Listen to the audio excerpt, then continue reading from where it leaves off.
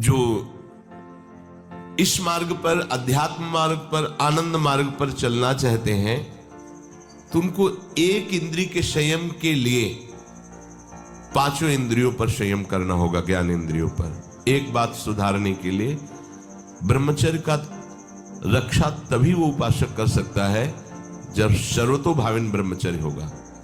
एक जनेन्द्रीय के ही ब्रह्मचर्य की पुष्टता का जब आप लक्ष्य कर लोगे, तो उसकी पुष्टता के लिए आपको सर्वतोभावेन ब्रह्मचर्य धारण करना पड़ेगा। सर्वतोभावेन नेत्र का ब्रह्मचर्य, जो नेत्र किसी को भी देखकर भोग कामना कर लेते हैं, भोग बुद्धि से देखते हैं वस्तु को, व्यक्ति को, किसी को भी, ये नेत्र से बेविचार हो रहा है, इसीलिए सावधान रहना चाहिए। जैसे नाटक, सिनेमा आदि हैं, वहां तो जान रहे हो चित्र हैं, पर उनमें जो अभिनय करने वाले जन हैं वो तो संसारी जन ही है ना।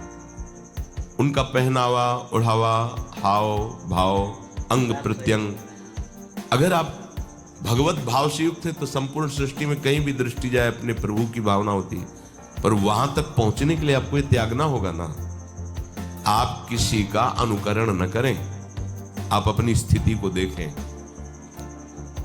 अगर आप किसी का अनुकरण करते हैं कि हमने उनको देखा है, वो टीवी देख रहे हैं, तो टीवी में क्या देख रहे हैं, कहाँ स्थिति है, हमें क्या पता। हमको जहां पहुंचना है उसके लिए हमारे लिए बाधक है, हमें नहीं देखना है।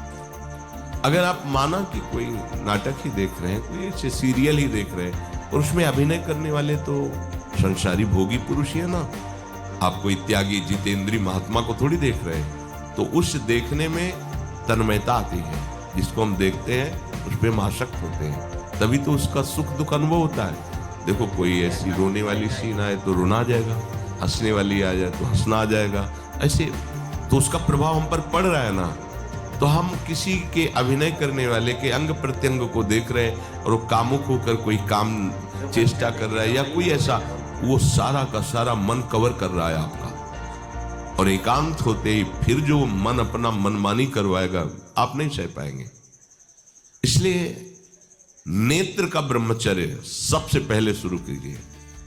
आपको वो चीज नहीं देखनी, वो बात नहीं पढ़नी, वो दृश्य नहीं। श्रीमद् भागवत में वर्णन है, कोई पशु पक्षी भी मैथुन कर रहा हो, अचानक दृष्टि गई तो मानसिक प्रणाम करके दोबारा दृष्टि नहीं जानी चाहिए। इसीलिए लिखा है कि आप एक धनुष भूमि को देखकर, एक धनुष, इसमें किसी की हानि नहीं होगी, आपकी भी हानि नहीं होगी। आप एक धनुष भूमि देख करके ही चलिए, मतलब बहुत लंबी दूरी देखने की जरूरत नहीं है, बहुत दृष्टि उठा करके इधर उधर गर्दन हिलाने की जरूरत नहीं है। और जैसे कि कोई टक्कर मार सकता है, तो देखो जिनको प्रारब्धानुसार टक्कर लगनी होती है ना, वो चाहे जितनी सावधानी से चलो, वो प्रारब्ध आकर के दंड देता है। अन्यथा ब्रांड्स अगर फेक निकले तो सबको पता चलता है, इसलिए मैं हमेशा शॉप करता हूँ सिर्फ मिंत्रा पे, जहाँ पे मिलते हैं 100% ऑथेंटिक ब्रांड। लगनी होती है ना, वो चाहे जितनी सावधानी से चलो, वो प्रारब्ध आकर के दंड देता है। अन्यथा सीम की चाप सके को तासु, बड़ रखवार रमापति जासु।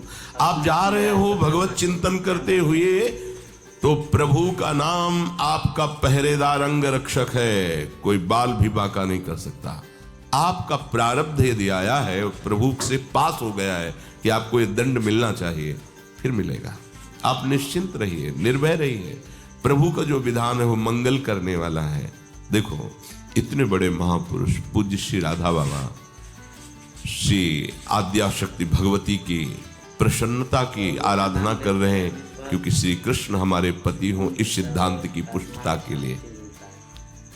और पैर फिसल जाता है, स्नान करने जाते हैं, खड़ाऊ पहने हुए थे और अंग टूट जाता है, दवा नहीं लेते, बांस की खिपचाल बांधकर पुनः अनुष्ठान में बैठते हैं। बलिहारी ऐसी सामर्थ्य की, ये भागवतिक प्रारब्ध ऐसे महापुरुषों को भी दंड दे देता है।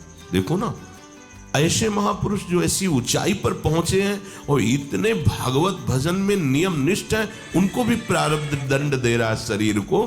तो अपने को इससे निश्चिंत हो जाना है। जो होना है उसे रोक नहीं सकते, जो नहीं होना उसे कोई कर नहीं सकता।